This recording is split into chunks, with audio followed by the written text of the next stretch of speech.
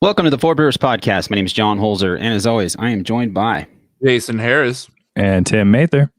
This week on the show, we're visiting New Belgium Brewery again. We had them on the show a while back. I think we did a multi-mix pack. It was a special mix pack they did where you could be your own blender.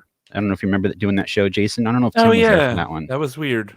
Yeah. I thought it was a cool idea, but in execution, it was okay. Like, I would like to see them or other breweries do that again in the future because it's a fun, interactive way to try a brewery's beer. And New Belgium is kind of known for being experimental and blending beers and stuff, so it kind of made sense with them.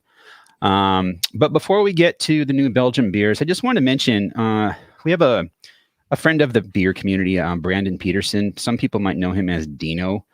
He was part of a beer podcast called Beer 30. That was like a South Bay focused podcast. They did it out of a professional studio, DVZ Radio. I think it was like a co-op space that he and some of his other friends would do shows out of. Like they had a couple weed shows and I don't know, just a whole bunch of stuff. But it was like a legit studio, not like my house where I have a studio, but a place, like a commercial space where you could like do a live show. And we were invited on it a couple times, but it was always like on a Thursday night, and I think it was in Downey or something. It was just like, we can't do that. It's just bad timing. Like, I don't want to go to Downey on a Thursday night at 7 and drink 10 beers. Like, this it's just not going to work.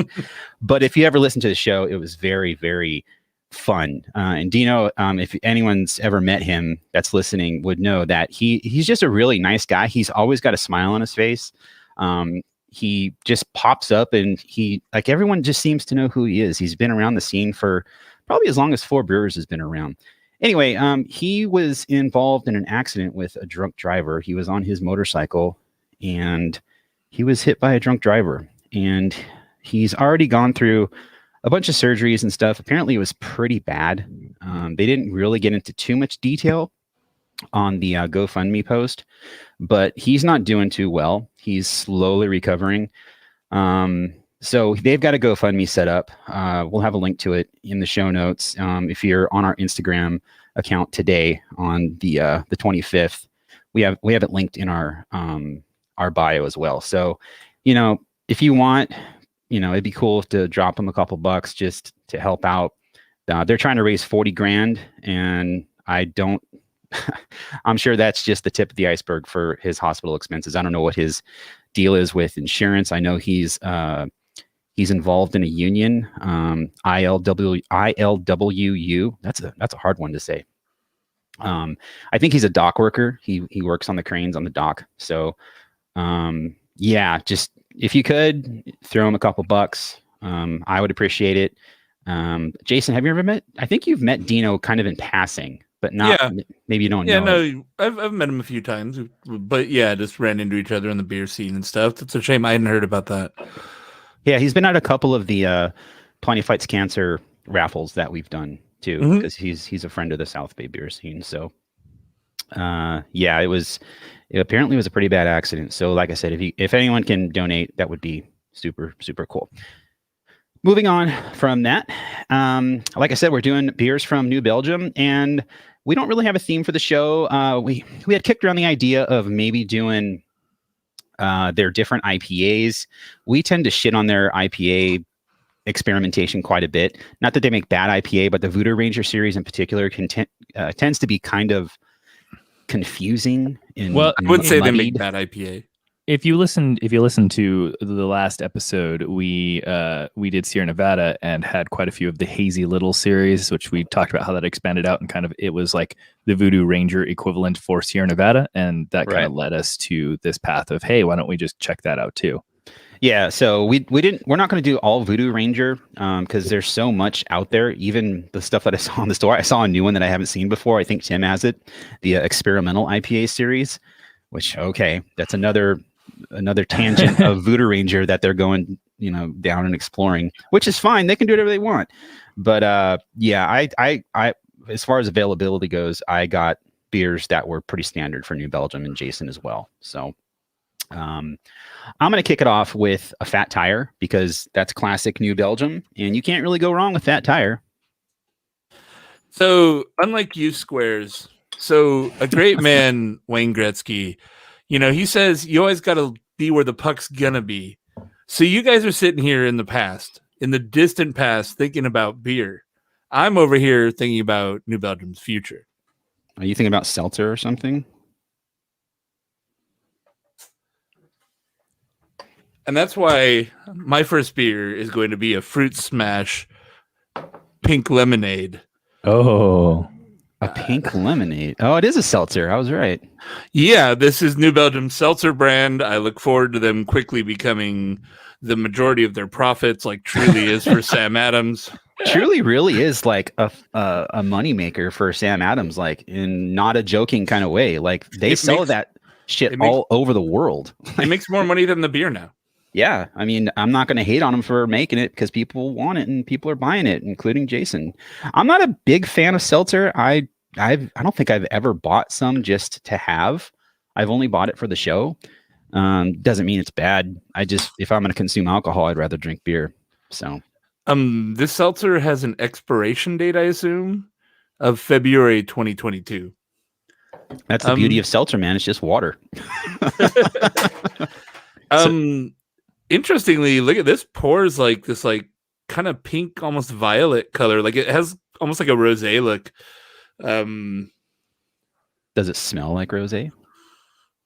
No, it kind of smells more lemony, like kind of like a lemon cotton candy. Pink lemonade, maybe. So unfortunately, I did not get Fat Tire, which we always kind of talk about gateway beers and things like that. If you go back, Fat Tire was definitely like one of the first three in craft beer that I had ever had. It was always like my go-to at this British pub that my coworkers went to. And yeah, I mean, I'm actually kind of sad that I didn't pick it up, but in its place, I'm going to start with something a little funky. Jason, that seltzer actually sounds pretty rad. I'm kind of jealous on that too, but I'm going to start with New Belgium Sour IPA. Nice. This is a 7% IPA blended with a wood-aged golden sour ale. That sounds very New Belgium of them. And I also have a Fat Tire, so open that. So recently, New Belgium, they were employee owned. That was one of their big, I don't know, one thing that they bragged about a lot and that they were well known for. And it's really cool that they did that. And they sold not too long ago to, God, who was it? Kieran. Okay. And the employees that were part of the employee owned part of the business, they made some money. I don't know how that worked out, like per employee, but at first there was some controversy behind that, going, oh, they're not craft anymore and they were employee owned and they're stabbing their employees in the back kind of thing. And after it all kind of washed out, the employees were happy. They're like, yeah, we made some money and, we got some new money coming in and we can expand the business and do some stuff and we're fine with it. So whatever. And I was like, all right, cool. And on this bottle, they've got the iconic Fat Tire round bike logo that is on all their branding. And it used to say employee owned inside the circle. Now it just says established 1991, Colorado. So, I mean, I feel like everyone kind of takes a little bit of a hit or a little bit of a crapping on when they take investment or they sell to maybe a larger brand. But I think in this particular case, I mean, the fact that they were employee owned and it benefited their employees as opposed to benefiting just the owners or some investors. I mean, I can get on board with that, you know? Yeah, I'm on the same page. I mean, the longer I'm in the craft beer scene, if a brewery decides to sell to someone bigger, I mean, it depends. There are circumstances like, Budweiser. If you sell to Budweiser, I'm going to stop drinking your beer. InBev, I'm out. But if you're going to, you get an injection of cash from investors or selling to a bigger company or like glomming onto a bigger conglomerate of breweries and being kind of part of a collective, I can't really hate on that. Like you need money. You're a business. You got to do what you got to do. So yeah, the news when the buyout happened was that over 300 of their employees received a payout of over $100,000. Wow. And and in total it was like $190 million distributed amongst employees. Jeez. That's amazing. Yeah, I didn't know it was that much. And so usually when you have these buyouts, right, like there's a small inner circle of people at Ballast Point who got a gajillion dollars. Right. But if you were a mid-level employee at Ballast Point, nothing happened except for you got a new boss, right? Yeah, exactly. You didn't get shit from that. So, New Belgium deciding as an employee-owned company to then distribute that amongst the employees, like, all right, man, I still respect it. I don't know how employee-owned companies work, but I would assume the employees had a say in selling. I believe there was a vote. Yeah, they had to. So, also, just to quickly touch on, I haven't looked in the details of it, but I know it always comes up that Kieran has some sort of business connection to Myanmar and a bunch of atrocities that are going on there, and people are mad at him about it. I don't have really a strong stance on it one way or the other. My understanding is they finally divested of whatever shit they were dealing with in Myanmar a few months ago, but after people spent years being like, hey, you're supporting atrocities or whatever. That's good. Yeah. One less thing to worry about. But yeah, that's a thing that always comes up when New Belgium comes up. We will not be discussing Myanmar politics.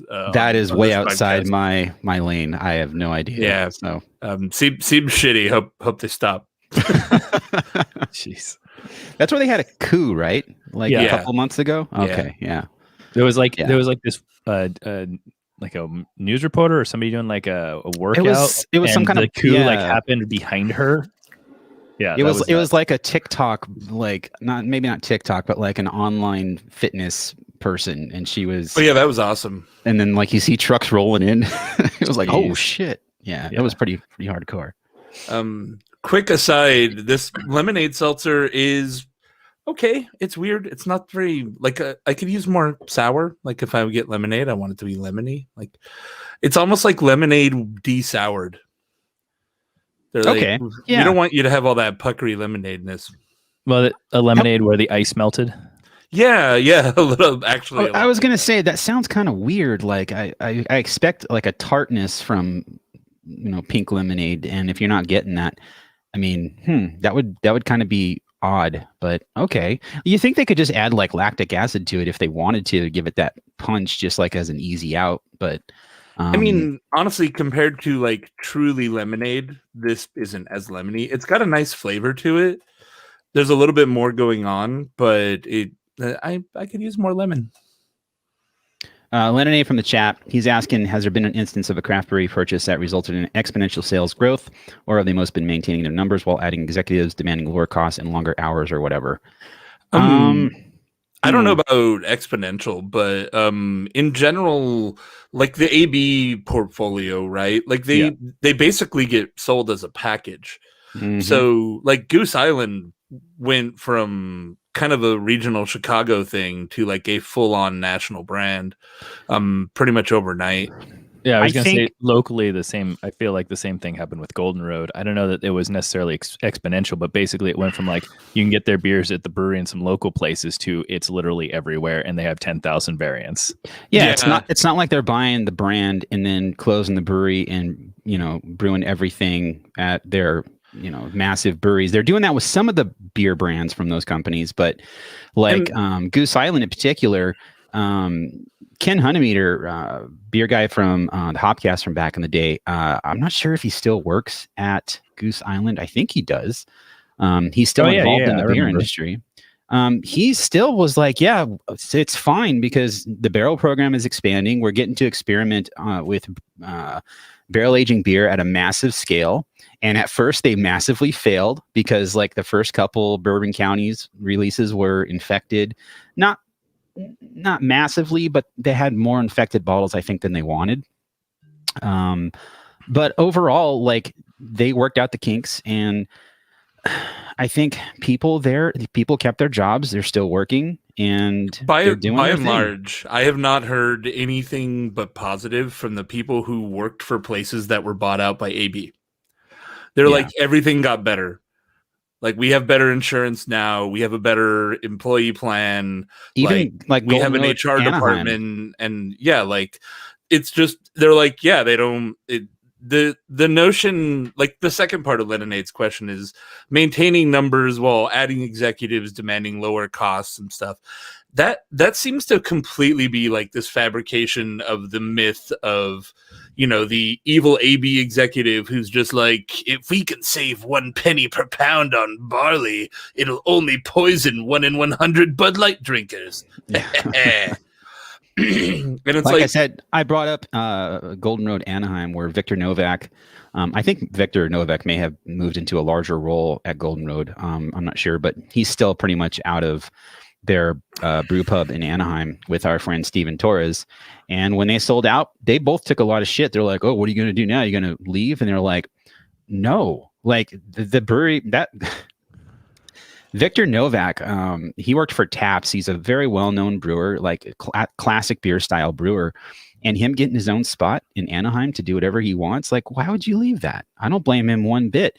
And Steve Torres, like, he had a good job working for the post office, and he took a risk and left that to be a brewer in the beer industry. And then Budweiser comes in, AB InBev comes in and sells, takes over your company and then says, okay, we're going to give you benefits and all this other stuff, That's a plus. Like I don't blame him either. It's like, cool. Well, this risk wasn't so bad. It kind of paid off because now I get to do what I like and I have benefits and I'm not, working paycheck to paycheck. Another big thing that people overlook is, unlike almost all craft breweries, the big breweries are like union and they have like union benefits for their employees and pensions and shit. Like,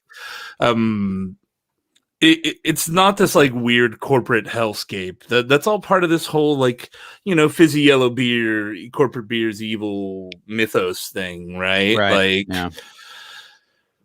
Do you guys feel like you've always had this standpoint that you're going with now, or has that evolved over the years? Because I feel like most people, several years back had a completely more angry and disgruntled look at this. And I feel like as we've seen things change in the world of craft beer evolve, like the viewpoint it's no longer as hostile.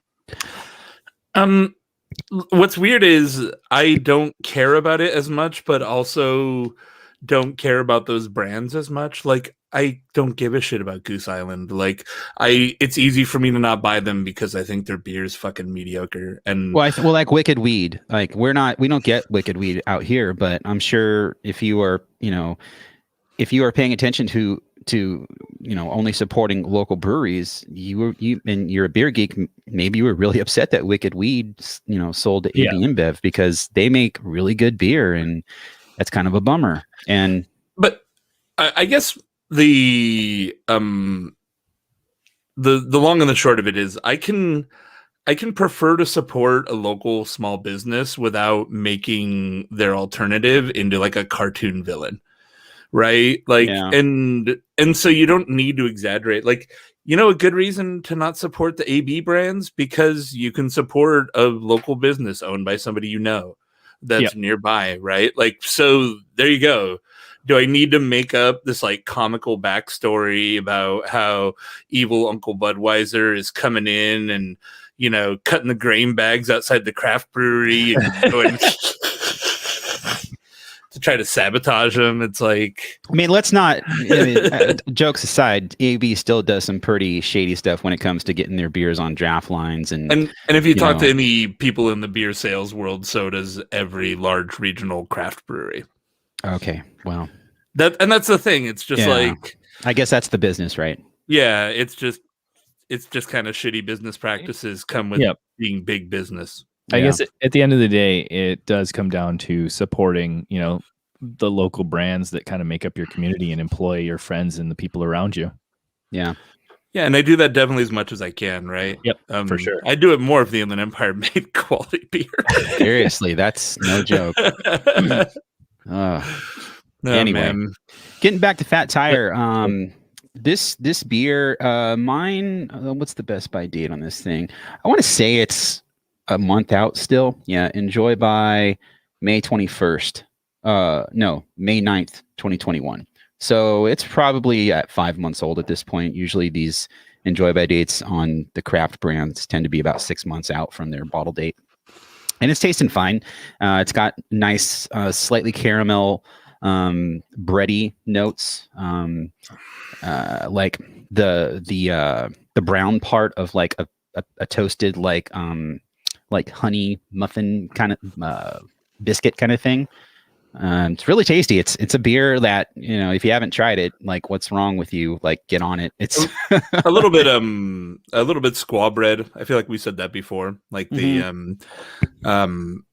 it does hit a real sweet spot for an amber because it has. I feel like a lot of times, especially if you get like an amber lager, they tend to just be kind of flabby and thin and like a little bit sweet, and that's not there. But this really is kind of like a liquid bread of a beer. Yeah. And it's always fun to revisit it. I think it's a good beer for cold weather, for warm weather. Like it drinks well in both scenarios, I think. And you really can't go wrong. If it's the only choice, you go to like a liquor store you've never been to before, and that's their only craft beer, and you don't want to buy Coors Light or, Pacifico. I don't know. You want something with some more heft on it. It'll do you good. It's a good beer. Yeah, for sure. Yeah, for sure. It was, again, like one of the first things that I got into, and I was always, I got it wherever I went at the time. Like it was really good. And I think it's funny to say, like with Sierra Nevada, last time we were talking about Sierra Nevada Pale, and I was mentioning how like Torpedo was like, oh my God, this is so hoppy. I had the same sort of experience with Fat Tire versus Ranger at the time when it was original Ranger. Yeah. So, I mean, granted, completely different style, so not nearly quite pale to an IPA, but it was just, I remember that kind of being like, oh, there's this other one from this cool brewery that I just found out about. But Fat Tire's always been a favorite, and it's for sure like a solid amber. You know what I think this beer really has going for it is very much it kind of seems like an overused word, but it's a very crushable beer despite having like a real body to it and a good flavor. It's still mellow enough and it doesn't like linger on your palate that like you could drink a few of these, you could sit down like and crush back-to-back pints of Fat Tire and it's not going to like fatigue your palate. Yep. Been there, done that. Like it's definitely a drink a liter kind of beer. When I went to New Belgium for the first time back, almost 10 years ago, this was the first beer I got on draft at the brewery, just because I was like, you have to get Fat Tire out of New Belgium. Like, I think I got Pale Ale when I went to Sierra Nevada too. You're like, dude, you got it. Yeah, it's going to be Pale Ale. Won't get better than right here. But that's like when I got oh man. My brain Tim's like, that's like when I got a Guinness when I was in Ireland. No. I'm sorry. Let me try that. Let me try that again for a better cut for John. Okay. That was like when I got double barrel ale at Firestone's Brewery. Same idea. Oh yeah. Except they had it unfiltered. I saw this old dude in like New Balances and like shorts, and he walked out of Total Wine with a case of double barrel, a case of Lost Coast Downtown Brown, and then like a case of like another Lost Coast beer. And I'm just like, they do exist. It's like that. Yeah. It's like, who's buying this beer? That guy. That guy. You just don't see him. It's like seeing a tiger in the wild or something. Yeah. You're like, oh, wow. So I'm pretty sure I don't think either of you are fans of the sour IPA category, or at least one of you. They're generally not that great. I've liked some of them, but I feel like different. Yeah. There's a reason it kind of went away. Yeah, well, I was a fan. I kind of liked the idea of like this sort of hoppy, but with a little bit of sour, because I've always been a fan of sours. And I mean, there was a Tool. I don't know if you guys know Tool, the brewery. I think they're out of Denmark, maybe. They got those T-O and the O with a line through it. Yeah, it's like Tool. Yeah, exactly. So they made a whole series of different ones with different hops of sour IPAs, and I tracked as many of those down as I could because it was just so cool. But this sour IPA from New Belgium, it's really nice. It's very mellow. It's not overly sour. It's got just the right tartness that I want. A little bit of hoppiness. It's got a really nice aroma too. What's is there a date on there? Yeah, 16th May 2021. Okay, so you're still within the date code. That's good. Technically, Le Terroir is kind of like a sour IPA. It's a dry hopped sour. Hey, there you go. Yeah, funnily enough, I didn't have any beer from New Belgium in my closet. I'll be 1 sec. All right.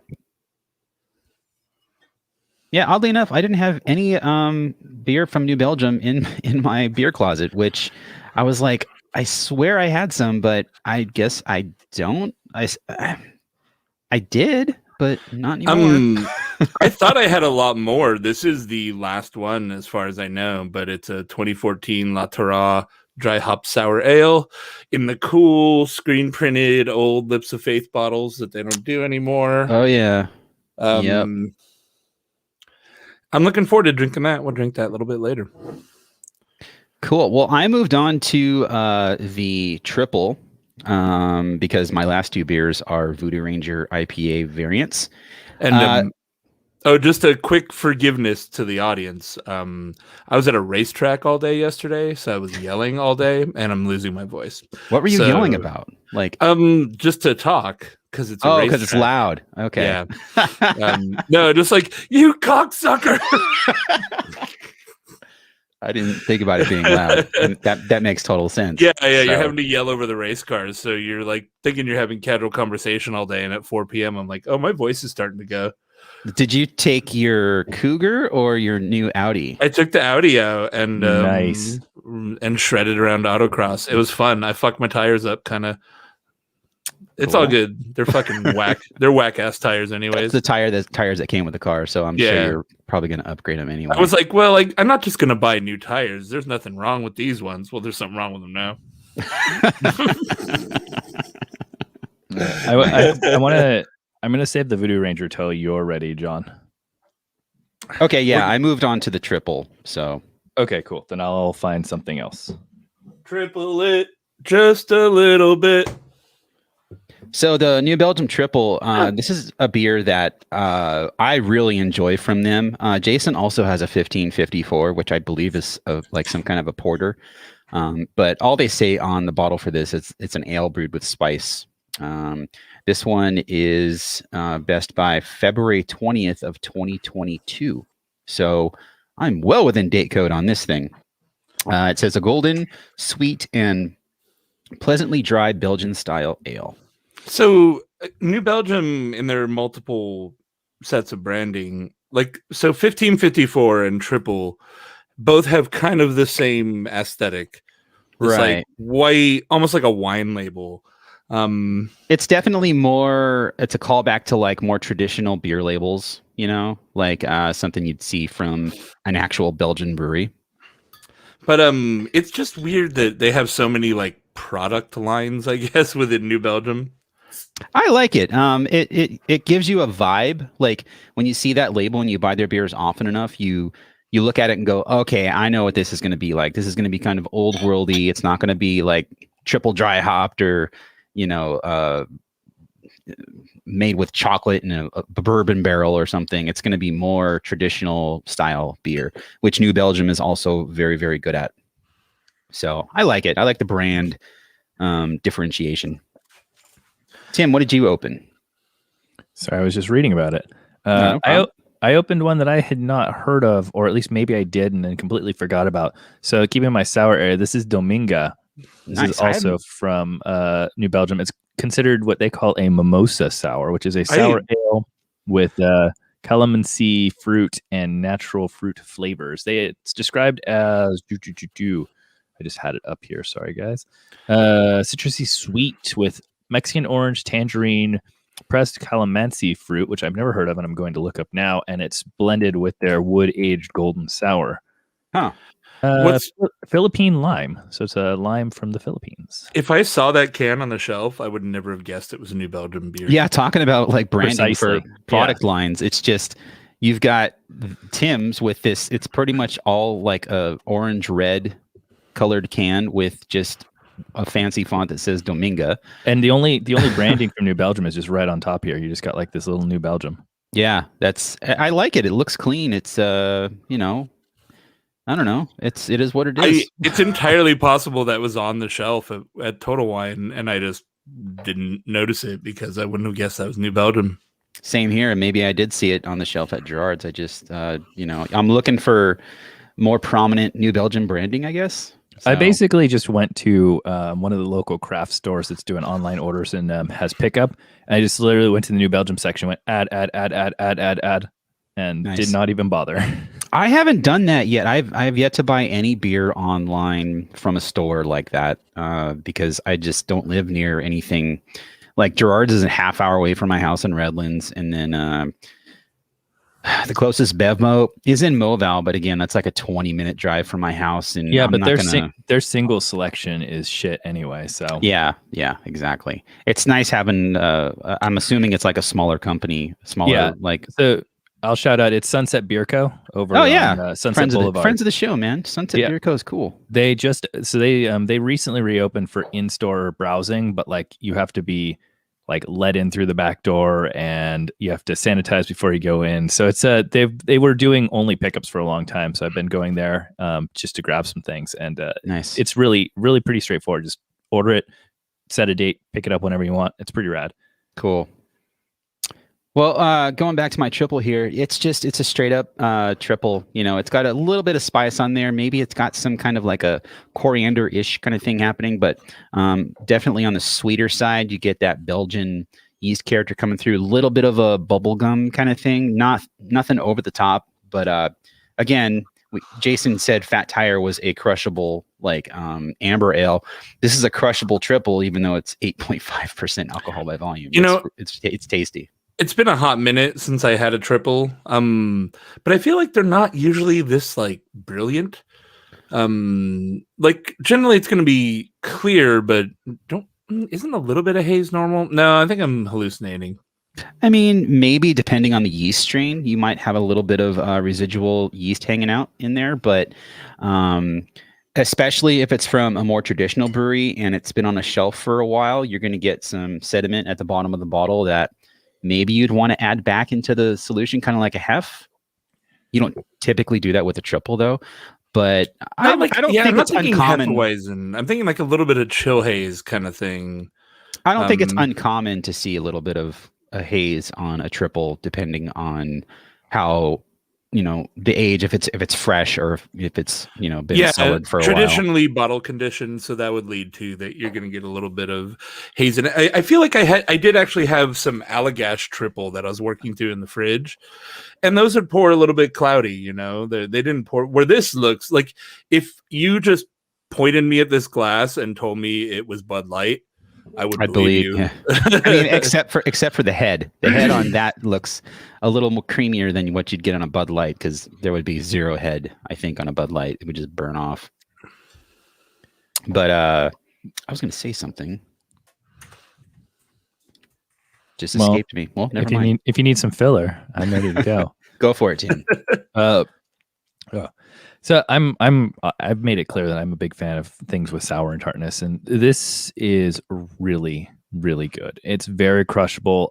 The aroma is that of like oranges, but if you stick your head in like a bag full of orange slices, like it's not like orange juice. It's not like it's said on the can that it was a mimosa like inspired. Mimosa sour. Yeah. Okay, mimosa sour. Okay. So it's got that essence of orange without being in your face, which actually now that it very much has that, like you put your orange juice in your champagne and now you've got your mimosa. It has that. It really has that essence.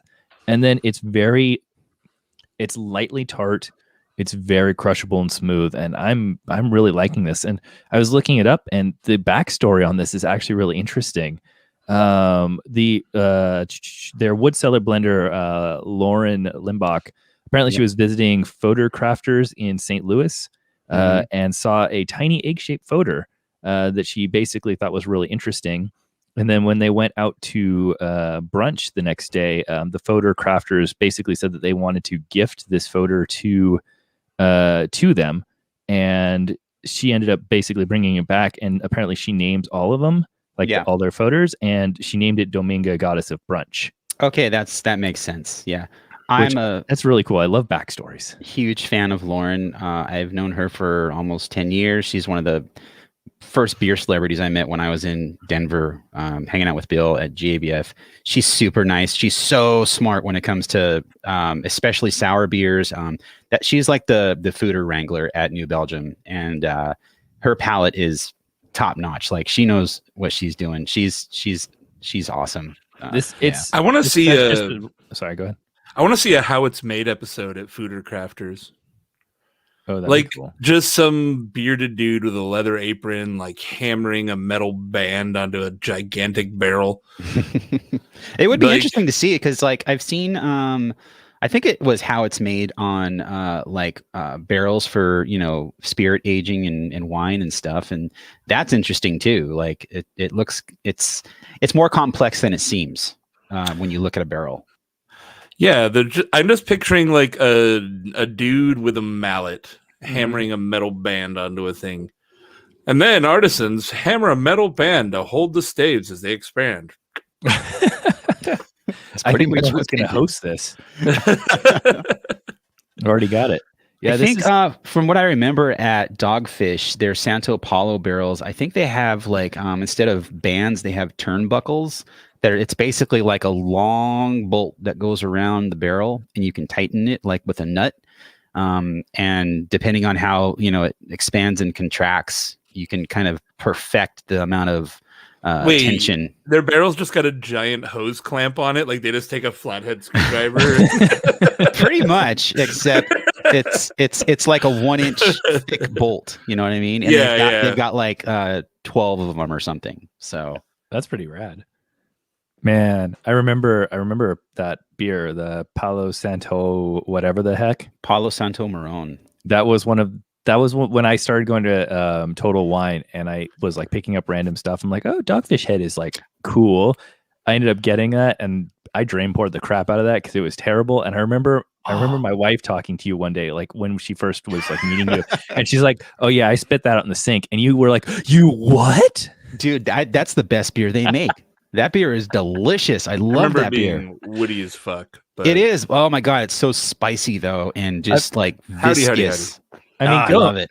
Going back, maybe now it would totally be different, but I remember at the time, I'm like, what the fuck is this I'm putting in my mouth? Yeah, it's a big beer too. It's like above 10%. But yeah, sacrilege. To put a bow on this triple, I think it's it's very textbook, but it doesn't really have any character. I feel like better triples I've had have a little bit more yeast character, a little bit more of the phenols coming through, or maybe some kind of, because is spice traditional here? Yeah, you're gonna have like kind of like a coriander character or something like that.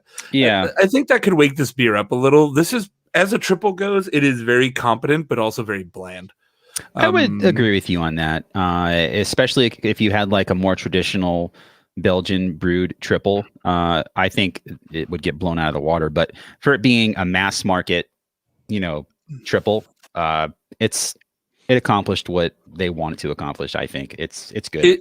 It tastes like a watered down triple is what it is, and I'd rather just see something that, like, if you're going to attack a style that I can buy 10 different Trappist versions that are world class, like making it worse, like making it more palatable, I guess, is the idea, because they're selling it in grocery stores or whatever. But I don't know. I don't know what the mission is with this beer, but I feel like I'd rather it have a little bit more character. I think the mission which they accomplished was to make a beer that is not as extreme as a triple. It's kind of like an introductory triple, I think. And since they're making it at such a massive scale, of course, it's going to be the recipe is going to be dialed in. It's going to be perfected. I think that's what they wanted to make. Something that wasn't too extreme, but you got the essence of what a triple is. And it's also 8.5%. And to a lot of people, that's a selling point as well. It's like, whoa, this is 8.5%. I'm going to get fucked up. And you're going to try a triple. And so maybe that might open the gate to you trying, better triples from more traditional Belgian breweries. Have I ever shared that when I used to go to Ritual all the time with my coworkers, the people that I worked with, their absolute favorite beer was just a triple that they were making from Main Street. They were just like, we don't really like beer. We don't care about any of this stuff. But that triple, I'll drink 3 of them. Nice. And it was just, that was the beer that got them in. They're like, you know what? As long as they have that triple, yeah, I'll go there and drink beer. And you know what? I think this beer might be in that same kind of, have that same vibe where it's like, oh, I don't like New Belgium, but I like their triple. And maybe they're not like a huge beer geek and, it's the beer they like. That's okay. And maybe that's what they were trying to accomplish with this. Something that was reminiscent of the style, but still, well, easy to access, I think. If that's the case, John, I'm going to stick to the old Belgium. The old Belgium. Or as other people call it, Belgium. Were you done with your beer, Tim, as far as thoughts? I think I summed it up. Okay. Do we want to move on to... Okay, I want to know what Jason opened. Is that the 1554? I opened the 1554. I couldn't wait. Okay. I've got 3 voodoos. I was waiting to do the first one before I went to the experimentals. I would like to open the Voodoo IPA with you guys, but let me real quick give my thoughts on this guy, because I remember this being a really good beer. Let's get a better edit point for that. Right. Well, before you do we want to do, John, do you have anything other than the Voodoo? Do we want to do something else before we switch? I have Voodoo Ranger IPA and then the Imperial IPA, and that's it. Oh, okay. So we can let Jason talk about 1554 and then just do our Sounds beer. Good. All right. Go into the IPA. Yeah. So in my head, I remember 1554 being like a black lager. They refer to it as a dark ale brewed with spice. It pours very it's very dark. You can see a little bit of light through, so it's kind of like a very dark brown versus a black. It's got like a khaki head on it that's pretty thin, but I feel like I remember it having some sort of a chocolatey. Maybe I'm wrong. Yeah, it's like a spicy dark chocolate aroma is really what you're getting. Like if you got like a dark chocolate with cayenne pepper is almost what the nose smells like here. If you go to Untappd, they say... Fuck you, Tim.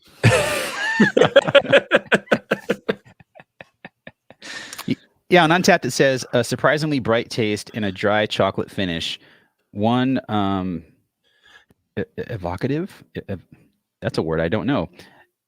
Evoking. So I can't say that word. I feel like an asshole. All right, John. Let me. I'm gonna perform this. Go for it. You take the reins, Jason. A surprisingly bright taste and a dry, chocolatey finish. One evocative of dark brews enjoyed in Belgian taverns 500 years ago. Not a porter, not a stout. It's 1554. Show less. That's the Untappd thing to there show. You go. Us. That was amazing. Evocative. Oh, I've never seen that word before.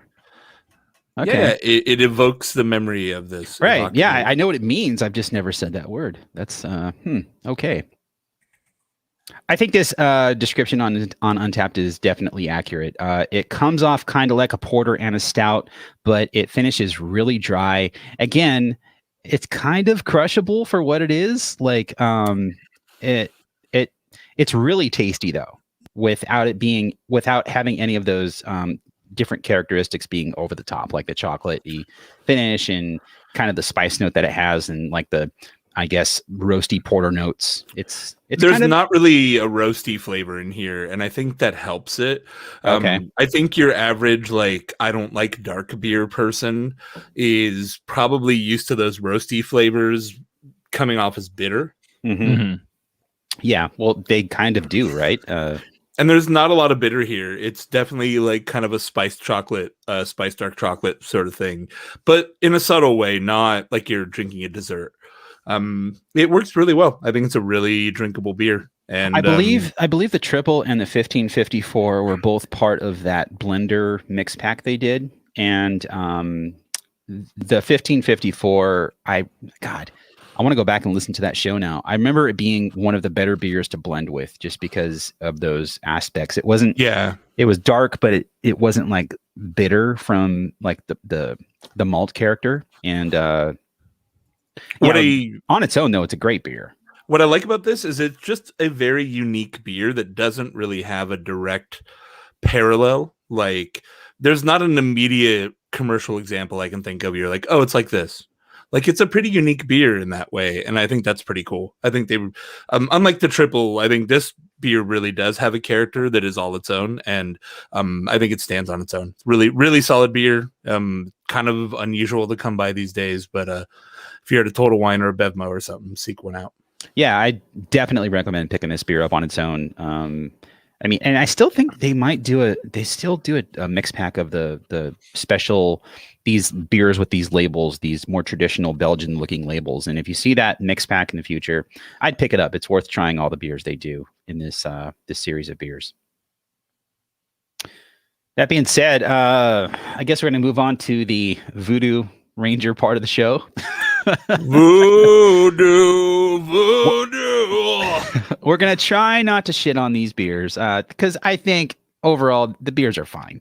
And that's the point of us doing this, was not to bust New Belgium's balls, I guess. Listen, if they want to make the mascot of their beer a mumble rap Skeletor, that is on them. A mumble rap Skeletor. Can you put tattoos on bones? Like, be a lot cooler if you could. Just reminds me what you were just saying. Reminds me of a scene from Blazing Saddles. If you remember that, with Mel Brooks up, he's like, "Now go do that voodoo that you do so well." Oh yeah, it's classic, man. I just wanted to bring Godsmack back, just some butt rock for everybody. Go away. Remember for like 10 years when everyone was just like, fuck yeah, Godsmack rules. Like, and they were like all over the radio. I was into Godsmack. They were kind of, they wanted to be Metallica, you know, but man, they're like the harbinger of the chugawug that like took over rock radio. Yeah. They're just like, all right, less guitars, less anything, just more like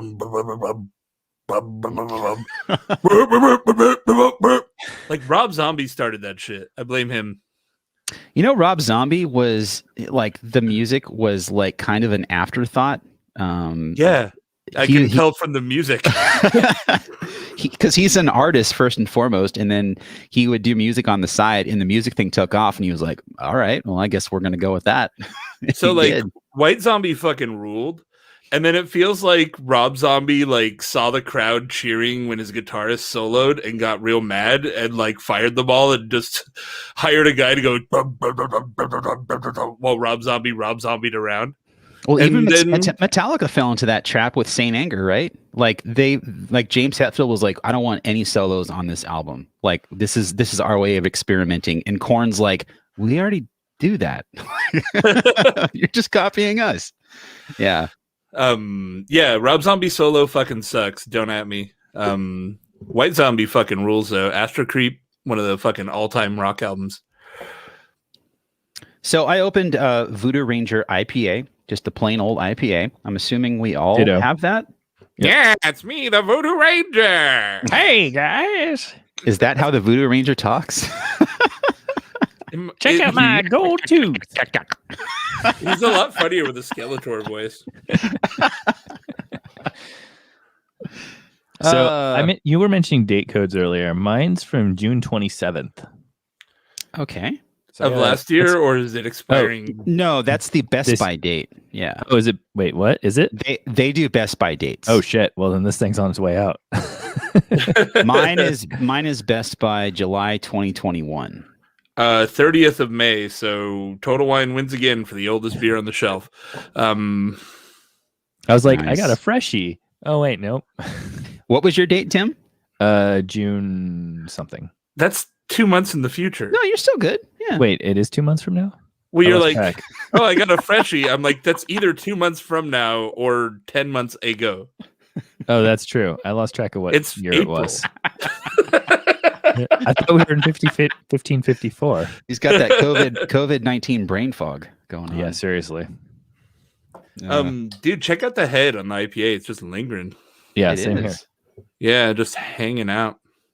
Super clear too. A little bit of particles floating in there. Weirdly less clear than the triple was.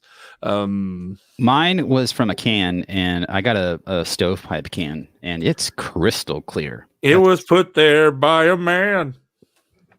Thank Wow. you. Yeah, mine came from a 12 ounce, and it is the same way. Super clear. So the Voodoo Ranger series, we're not going to. I don't have a history on it. All I know is that it came from the Ranger IPA, which Tim and I have talked about on the show before. Ranger IPA is I like that beer. I think it's one of New Belgium's better beers. When it came out, they had this kind of Mountie / Boy Scout looking dude as their mascot, and it evolved into like a whole group of Rangers that would wear like those flat brim Oh yeah, Mountie hats and stuff. And the bottles that I saw just had the flat brim, like the park ranger hat, and I loved that. It was super cool. The labels then evolved into just like an olive green label that just said Ranger IPA on it, which was very simple. But they had a whole mascot campaign behind it, and I think Voodoo Ranger, like, it's the same thing, right? It's the dude, someone wearing a Mountie hat, except they're also wearing like an aviator cap underneath it that warms your ears. It's kind of all over the place, and then weird glasses And like Elvis glasses and a gold tooth. And then just imagine him being like Skeletor, but like hip hop. Yeah, that's pretty again. What's up, yo? Just trying to get my mixtape out there. I guess a tattoo on a bone would just be like a Sharpie, right? You could just It's easy. just write it with a Sharpie. Yeah, it wouldn't come off. It definitely it feels very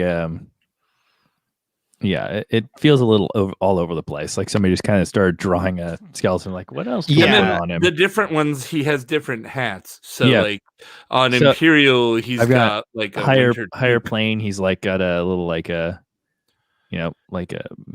meditation Actually, sort of. It seems like he's always got a toque under his other hat. Oh, that's a good point. A toque? Yeah, like the little like flappy hat that has the thingies that come down the sides. Oh, that's called a toque? I'm pretty flappy sure, things. yeah. Yeah, because the Imperial IPA, he's wearing the toque, but without a hat on top of it. It's just the toque itself, which, okay. Why would you put a hat on top of that, though? Right? No, see, Why on the Imperial, he's got a toque with earmuffs. Oh, he's wearing earmuffs. Got And it. then it's like they're just playing with a character creator. So then in the Juicy Haze, he's got a toque and then earmuffs and then like a Fedodo with a card, a bit like a playing card in it. What I feel like Fedodo? they're missing out on a marketing opportunity here to create your own voodoo guy. That's right. Like make a voodoo of yourself, right? It's like Build-A-Bear, but Higher Voodoo Ranger. higher plane voodoo rangers in like a martial arts gi with like a headband tied over his toque. He still has a toque. He always has the toque. Anyway, what we're saying is the evolution of Ranger IPA into Voodoo Ranger has just been weird. I think 3 years ago, when you picked up Voodoo Ranger, you really had no idea what you were buying because they were just changing it all the time, and it was them playing around. And Oh, for sure. it was just confusing. It was like, what's the new? Wait, what's this Ranger? what's this one? And I feel like every month or so, when you went back to like the grocery store, there was like a slightly different box. Like, wait a second. Yeah. You had no idea. It was like, okay, I guess we're going to buy this new voodoo thing. So, that being said, the nose on the Voodoo Ranger IPA, my nose is pretty good. Like, it's got a nice, thick, kind of dank hop character on the nose. That it's actually a pretty bright aroma for a shelf mass-produced beer. I'm actually pretty impressed. I get a little bit of a green note on it too, which for a brewery like New Belgium seems kind of unheard of. But it works in a good way. It adds to that kind of dankness, and it's not so green where it's vegetal. I'm getting a lot of pine, like it's very piney in a good way, but like an old school hop kind of way. It's Mosaic and Amarillo. Oh wow, I did not know that. Okay, it smells great. I think this beer actually smells really good. Yeah, for sure. I'm right there with you. I really like how this beer tastes, actually. I don't know that I've actually had the proper, just regular IPA, not one of the various hazy imperial whatevers.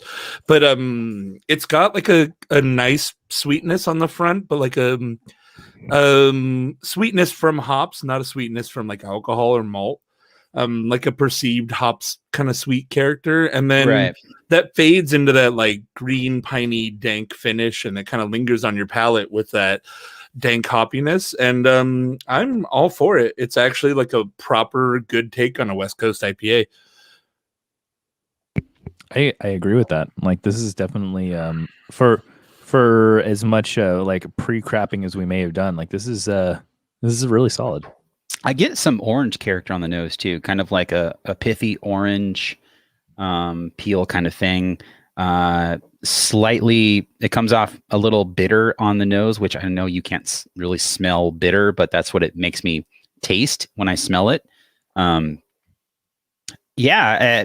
I think as many different, I don't know, as much as they played with this beer over the years, I think they just kept going and going and going until they refined it down to an IPA that's like they can brew at scale that is really, really good, but still up to their standards and is going to be shelf stable.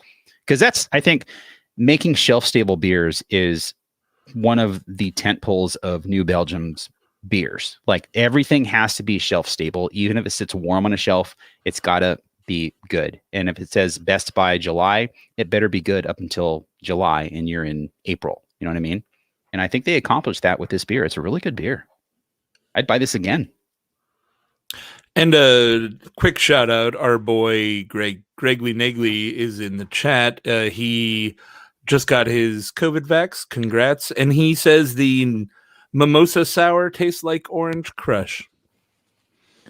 I wouldn't go that far. It seemed a little like, it definitely wasn't like soda sweet, but it maybe again with that like melted ice.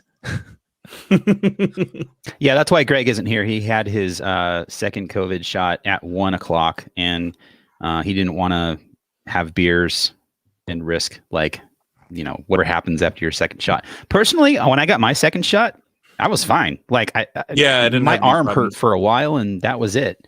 Okay, fancy pants. I don't know. Hey, are you allowed to get? Okay, they asked me a lot of questions when I got my vaccine, but they did not ask if I was drunk. So why would they? What I'm saying is those are the disqualifiers, right? They're like, do you have any allergies? Have you had another vaccine in the last 14 days? Are you currently intoxicated? Yeah, they didn't ask, like, did you slam a tall boy of Voodoo Ranger in the parking lot? So what I'm saying is when you're tailgating at Dodger Stadium, you can go get ripped, have some burgers at your truck, and then go up and get a vaccine. Or while you're parked, when you show up for your vaccine appointment, you can tailgate in the parking lot at the spot, crush some IPAs, and then go get jacked up on Vax. And, yeah, that's what I was saying. Yeah. Cool. Well, that's okay. That's one way to do it. There's will say nothing, this. There ain't nothing in the rule book that says drunk people can't be vaccinated. I feel like it's a missed opportunity at this point. I will say we're operating a beer bus where we take people to breweries, and then at the end of the day, we all go to the drive-through vax. We'll operate that. We'll operate that in the Inland Empire, though, because everybody will be after you go to a couple of breweries. Those who aren't into it, you know. Dude, no, we just got to get the like brew hop guys or whatever to just take people around, and then at the end of the day, your last stop is like the vaccination site. We're like, what if like nurses were just on the bus, and while you're going to breweries, they're administering vaccines? And I feel like that day would take a turn. It'd start strong, but I will say in Moval at the Moreno Valley Mall, you can make an appointment to get your vaccine anytime within a week, and you can pick Pfizer or Moderna. They're wide open. There's so many appointments available. Like when I got mine, it was just like it was a hassle, and now it's not like that. So if you haven't been vaccinated yet, you should do that because it's very, very easy now. Yeah, extremely. Couple comments from the chat. Zach comments that Dodger Stadium was not set up for tailgating. And then Kyle pointing out that COVID shots equal body shots. Yeah, that's not the first place I've heard that, Kyle, and you know that. I think he's referencing another podcast there. My 20s I was not nearly cool enough in my 20s to have ever done a body shot. I've never done a body shot as well. So, Tim, you seem pretty cool. Maybe. I don't remember. Yeah, Tim went to college. College. Your mom goes to college. All right. So, I have the Imperial IPA, and that's all I have. So I'm going to open that, and you guys, I think, should open something a little more interesting because you have more. I got Higher Plane Experimental. What do you think? I would go with that. Yeah. Which one? Experimental. Okay. Which one has a stupider hat? Honestly, the Experimental is just like the Ranger hat, and the Higher Plane is the gi, the karate guy. Karate. Or maybe go with the fresher one. Oh. Fresh off the shelf. Oh shit! So this is a Best Buy date? Mm-hmm. Probably, yeah. The Higher Plane is Best Buy today. You have to open that. All right, we're going with that. You legally have to, yeah. If you don't, the Voodoo Ranger's are going to come and be like, "Why didn't you open me?" Jason, what do you have? I've got a beer without a Best Buy date. It is a 2014 La Terra dry hopped sour ale. That works. It's hoppy-ish, I guess. Hop adjacent.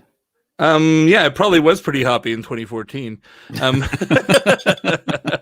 Less so now, 7 years later. Wow. Oh. Woo. All right. Let me get a clean start point here. Moving on, we are opening one more beer from New Belgium. I'm opening the Voodoo Ranger Imperial IPA. This beer clocks in at what? 9%. Oh, geez. Alcohol by volume. Best by May 9th, 2021. So just almost there. When I opened this bottle, I could smell hops coming out of this bottle. And for it being near what I'm assuming is 6 months old, that's pretty awesome. I could smell oxidation when I opened this 2014 La Terra. Oh, no. Not terrible, but there's definitely a little bit of that wet cardboard smell. There's some cellar stank on it. Yeah. So the weird thing with the Lips of Faith beers, the La Folie and La Terra were kind of the two big ones.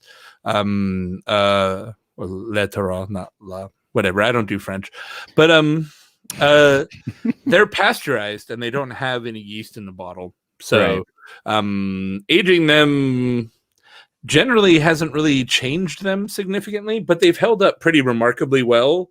But this is the last one of my cellar. So it's pretty old now. We'll see how. It Yeah, goes. I thought I had beers in my cellar similar to Le Terroir or any of the Lips of Faith beers, and I didn't have any. I didn't look that hard because my cellar's literally pretty deep, and but yeah, nothing really popped out on the shelf. So I'm interested to see how that beer held up. Tim, what do you got, man? I decided to continue down the Voodoo Ranger as well, and I've got the Higher Plane IPA. Nice. Where's that reflection? This is the hazy Imperial IPA version. This one's clocking it at 8.5, and my best buy date is today. Ding, ding, ding, ding. The can legally compelled Tim that if he doesn't drink it today, they were going to take it me. 3 Voodoo Rangers in the night. The first one wearing a top hat is the Voodoo Ranger of beers past. So I believe the can will probably explode if you don't open it today. If you don't open it, do you turn into one of the skeleton minions that has to go and work at the brewery making Voodoo Ranger? Fuck. Whoa. Dude, I'm going to write a whole short story about the haunted brewery of Voodoo Rangers. That's amazing. Including the one mumble rap one that has marker tattoos. Sharpie tattoos. So yeah, you mentioned like John, yours being a bit old, and obviously like the hop aroma still kind of coming off. I'm still getting a bit of that off of mine. Obviously I don't know when it was actually canned, but it's coming up. It's literally on. If those are the best buy days that you're saying, then yeah, it's on its last leg. But the aroma is still pretty nice, and you can see this is a hazy. You cannot see. It's not like that milky, but you can't see through this. Yeah, I know. It's like Stone has started to put bottled on dates and enjoy by dates on their like core beers like Stone IPA, and they have a 4-month window. So that's Stone. And I would assume New Belgium is at least 4 months, if not 6. 6 sounds like something New Belgium could pull off because, again, like Jason said with his Le Terroir, they pasteurize their beers, at least their sour stuff, and that means it's not going to develop in the bottle. There's no wild bugs in the bottle. They're dead, basically. And what I would assume they're doing something similar with their IPAs to make them last a little bit longer. But that's just me guessing. 6 months is my guess for their IPA window. I hope. At the most, right? Right. So the Le Terroir had a pretty impressive head. It's kind of dissipating, but you can see the foam just like sticking to the side of the glass here. It looks nice. Yeah, I like that. The beer is very like kind of copper colored. It doesn't look milky like it. No, it's very clear actually. Yeah, it looks nice for a cellared beer. Definitely.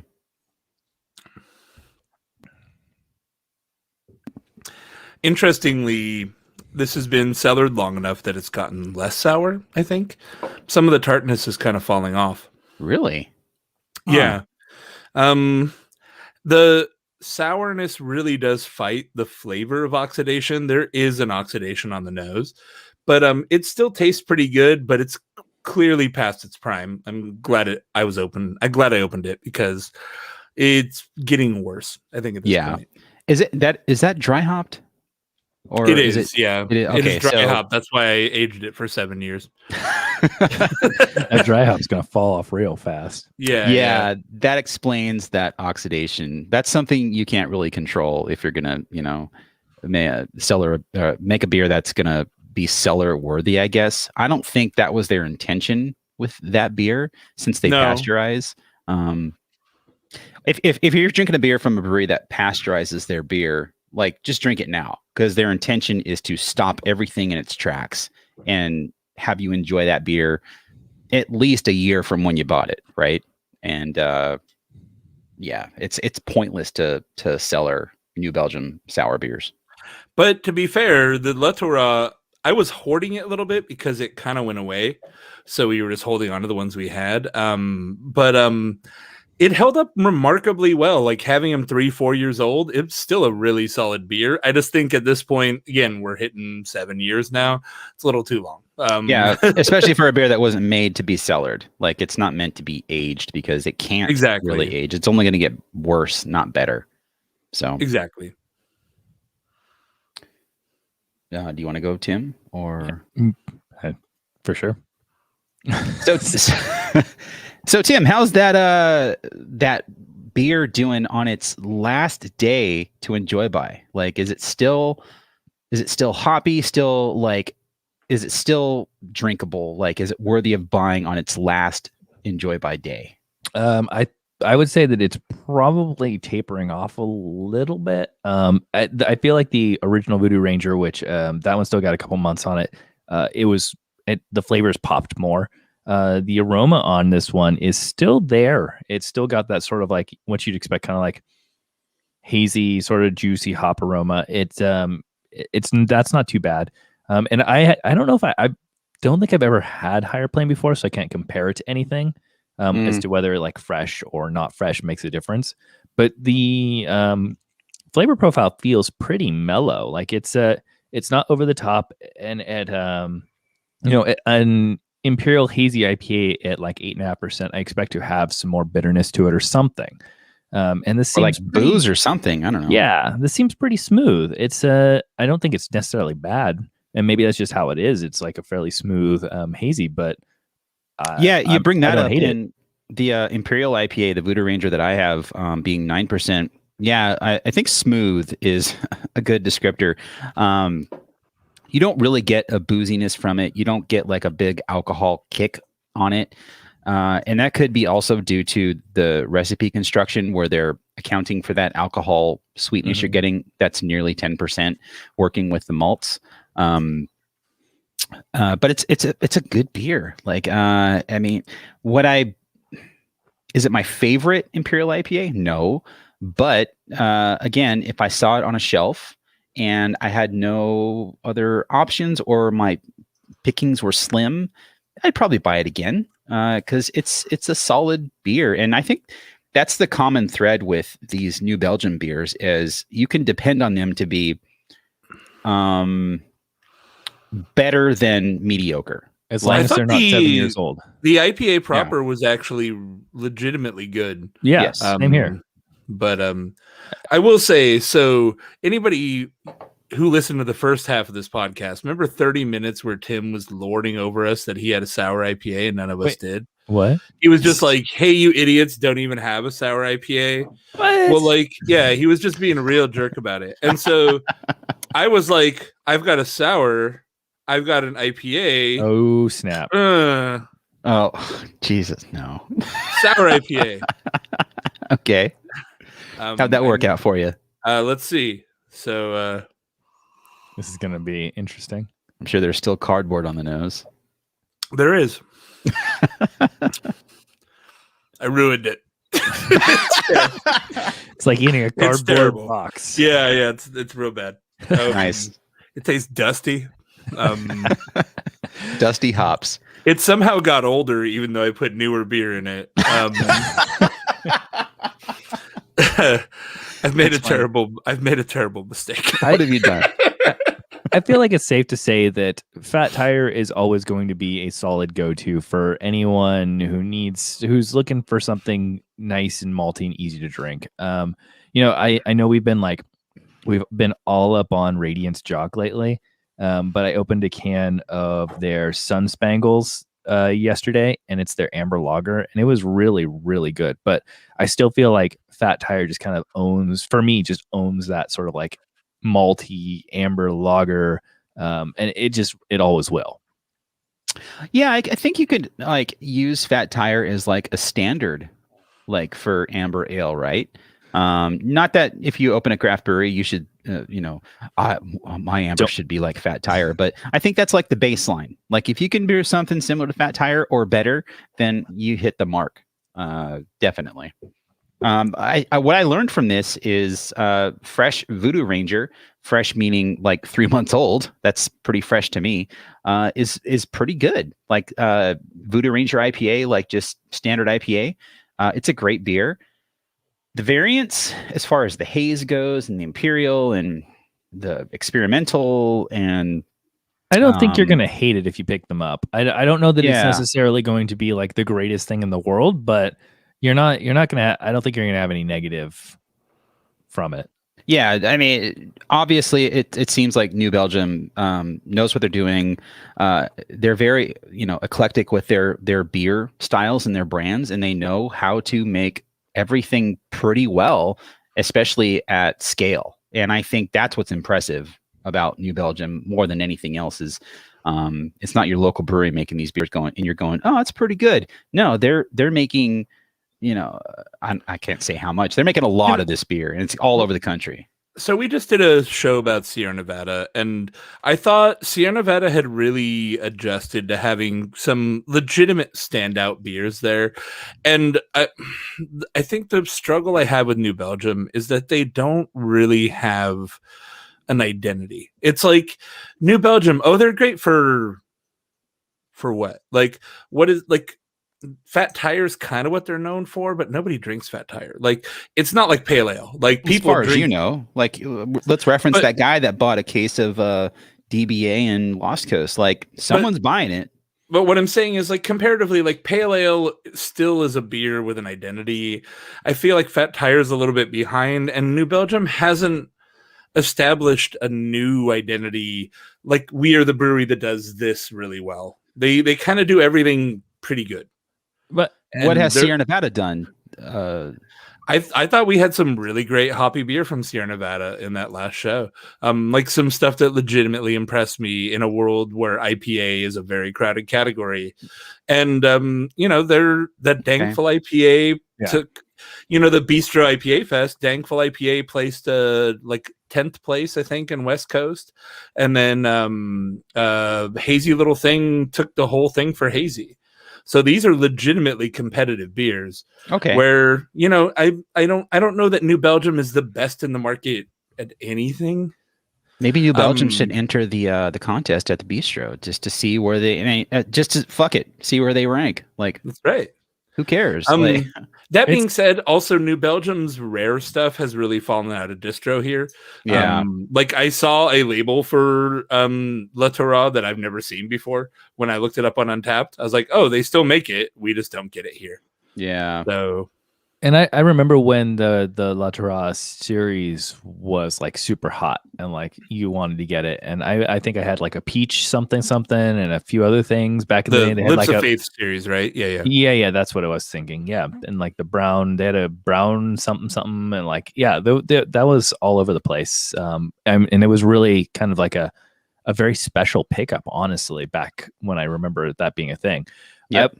It seems like they, I mean, I don't have anything really negative to say about, New Belgium stuff. I think if you want to get into the weeds, they really went heavy into the Voodoo Ranger, sort of like trying to find a market fit to mix in with Hazy Little Thing and Mind Haze and, all. It's like the Voodoo Ranger series is their attempt to find a mass market fit amongst all these other breweries of the same size, trying to find that mass market fit for getting people to drink their IPAs or hazy IPAs. And I think they pulled it off, right? Yeah, for sure. Because you see Hazy Little Thing and some kind of voodoo beer when you go to 7-Eleven. Like, it's just there. And good for them. 100%. I completely agree. And I still think that they own a sort of, that was actually a really good cutting point. So I'm just going to shut up now. No, you can keep going. Oh, I wish you would have kept going. I want you to wrap up your thought. Unless you're done, you can stop. Well, let me hold on. Yeah, and I agree, but I think they'll still, as one of the early breweries in the like big craft scene, I think they're still going to own some of those classic things like 1554 and Fat Tire and there's Triple, just there's certain things that they're just like they're going to own and they're going to be known for, and they may not be like Jason said like the greatest thing, but they're old school. They are there. They're solid. They're going to be around. There you go. Tim ended the show. All right. You can stop recording. You're now off the clock. Done.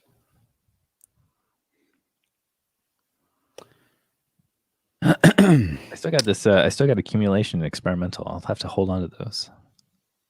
Accumulation's good. That beer should last. That's been around for a while too. Yeah. I want to start giving shout outs to subscribers on the Twitch stream. Greg, OC Beer subscribed with Prime. He's on a 1 month streak. No. For 5 months, currently on a 1 month streak. So thanks, Greg. And last week there were some new subscribers, but I did not note them. I don't know. I just saw this like sour IPA sour IPA shouldn't be. I don't know.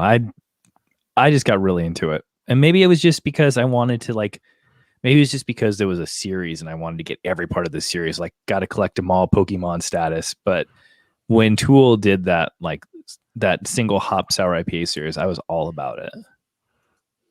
I miss like that kind of stuff in beer where they would do like, hey, yeah, you know what? We're just going to do a series where each one's a different hop and like you want to try them all. And like that seems like it's kind of a bygone era at this point. That's fair. Like I'm not necessarily happy about it, but it does seem like not a thing that they do anymore. Yeah. Rib Switch saying sour is sour, IPA is IPA, sour IPA shouldn't be. No, I disagree. I agree. I think they're generally bad. No, I mean, well, New Belgium thinks it works well enough to, distribute it at scale and make it mass market. So, they're all about making money, and Tim's still drinking his sour IPA. So there's something about it that he likes, and maybe it's not IPA. Listen, there's something about fruit puree fucking exploding cans that people like. Okay, doesn't mean that they don't suck. I think for me it's just it's a balance. It's somewhere in this middle between two things that I really like, and I get like there's some that are terrible. I've had some that are terrible. Yeah, but it's not overly like. And the thing is, I like super hoppy. I like super tart.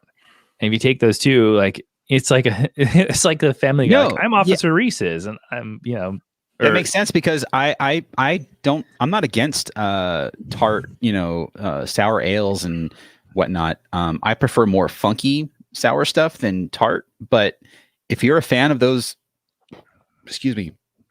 super tart like sour ales and IPA, like why not try to experiment with it? And I think it's fine. I like how Zwack Attack in here is like, okay, Drecker. Like completely agree. Like the Dreckers that I've had that I've gotten off of Tavor have just literally been like literally you pour it and it's just silty fruit puree. Oh god, dude, that 420 beer festival, like all those beers sucked. Like the best one was like pretty good. It was a real waste. Which fest was that? Hop Culture's 420 beer festival. Oh, okay. It was yesterday. Not on 420. I guess they want to do it on a Saturday. Their video kind of sucked. It was like, imagine the Extreme Beer Fest if there was no hosts. So they would just be like, oh, we're going to have some guests in a little while. And they would just go to like music for 10 minutes and then cut to the next guest. And it's 5 hours long. So wow. Thankfully I was watching it after the fact. They just put it on YouTube and you can just rewatch it. Mm-hmm. And so I was able to skip ahead and everything, but I was like, dude, this must suck if you tried to watch it live. So what kind of beers came with the 420 Beer Fest? It sounds like it's the 450 North / Drecker style beers. It's a little bit of, it's a mix, but let's see. I have yet to have one beer from 450, by the way. Like I didn't have it yet. It wasn't in the like guided tastings or anything. So. I think I got a couple in a Tavor back in the day. Really? Wow. Got some whales. Yeah, Burley Oak, Strawberry Apricot, Marshmallow, Dream. Yeah, it's Collective Arts Smoothie Bowl is like an acai bowl beer. I don't want any of that. Dank House. I got into it for a little bit and I was like, oh, these are interesting. And then I just if it's leaving literally chunks of fruit in my glass, I'm just like I am someone who I have to have pulp free orange juice. I don't like pulp So, in my juice, and so I have not opened the 450 North beer yet, so I could still be disappointed. But the Burley Oak beer definitely wasn't like chunky. In fact, the strawberry and apricot I thought was really good. The marshmallow just was like too much. It like made the beer super vanilla-y and overwhelmed it. The acai bowl was actually pretty good. Banana was in the mix, and it gave the whole thing like kind of a thickness that wasn't, but not unnatural, like in a smoothie way, like literally Jamba Juice, like you got a strawberry banana smoothie. I just don't want that. I don't. It was surprisingly pleasant. It wasn't like chunky. It was just, a decent. It was like a Jamba Juice that you let the ice melt. Like I love Jamba Juice, but when it comes to beers like that, they just sound like bottle share heroes or can share heroes. exactly. Yeah. There was like a couple IPAs, one of them called Super Mega Dank 420 Kush Daddy Supreme. God, Okay, when your damn name it! I posted that label and I was like, see if you could find the subtle weed reference. Fuck off! Yeah, that's Jesus too much. Christ! right. Munch Blaster 420, which I think is my new screen name. That was a banana s'mores stout. That was actually surprisingly not bad. Like a Lupulin Brewing triple IPA that was like okay, but too boozy. It was 11.5. Single Cut Beer Smiths double IPA. That was actually one of the better beers of the day. Shark Nacho from Tripping Animals Brewing. That was pretty cool, and it had like a cool street shark looking art on it. And then Untitled Art triple IPA was probably the best beer of the day. But nothing. This sounds like a fest I would want nothing to do with. Like I wouldn't recommend it. Yeah, like I'm not going to Yeah. do another Hop Culture Fest like based on that experience. Isn't Hop Culture part of Untapped now or something? Yes, that they acquired Hop Culture. That's what I thought. Yeah. Okay. I mean, well, not to put you in an awkward spot, Tim. That doesn't have anything to do with me anymore. Yeah. It's all good. I'm just asking because I thought they bought some culture. Yeah, no, they site. picked up Beer Advocate, Hop Culture. That's so crazy that Untapped bought Beer Tell Advocate. me about it, dude. That was the craziest. That's so. Anyway, yeah, I know, right? That's exactly it. I got to take off, but John, really quick, I wanted to show you. Here's the fat one. That's the chonker. It's not that bad. Okay. She has a small head, but like the. Oh, got a big soft belly. Thanks. Oh, that's a cute cat. Anyway, you guys have a great day. All right, Tim. I will see you later. Later, man. Oh shit, Kyle has What? a question. Oh, okay. You I have got 10 another seconds. question to make. He's taking too long. I gotta go. Oh god. Okay, bye. go. See you guys.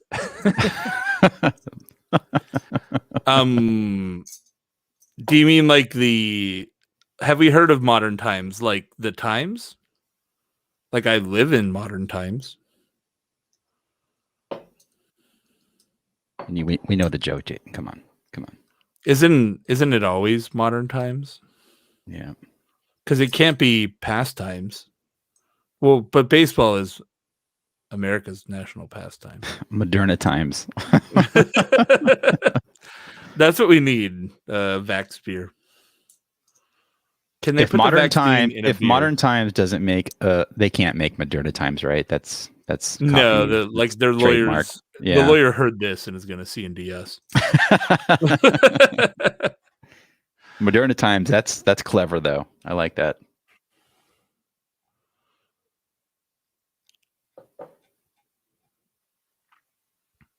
Yeah, that would be too much. Yeah.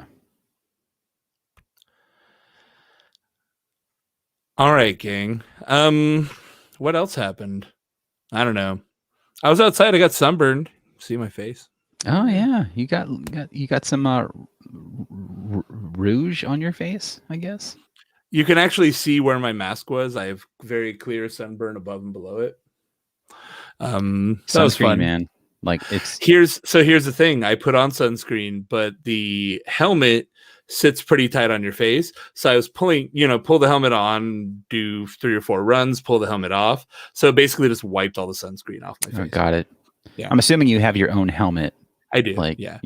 Like, Yeah, they generally have loaners, but they haven't since COVID. But that- I have my own helmet. But yeah, it was fun. The Audi was really cool on the track. It was surprisingly capable out there. Even with the shitty all-season tires on it. It was good. Cool. All right, gang. Thanks for hanging out on a Sunday. And I don't know what we're doing next week. I'm still behind on shows. I think now I'm about 3 deep on edits. So I might crank a couple out this week. Glasses for patrons. We decided on a glass. We're not doing the Tekus because, oh my God, they are very, very expensive. And well, we appreciate literally quadruple the price of the next glass, and the shipping was more too, right? The shipping, guys. I'll tell you the cost of the shipping: $400 to ship the glasses to my house. Like, fuck that. We're not doing that. That's just no. So we settled on a different glass. We're using the Craftmaster, which looks like a Teku, but also like an IPA glass, like those, if you remember from back in the day. To me, it looks like an IPA glass, but thicker. Yeah, so it should hold up well. And for the record, I wanted to do 20-ounce can glass, and John was like, "Nobody likes those glasses."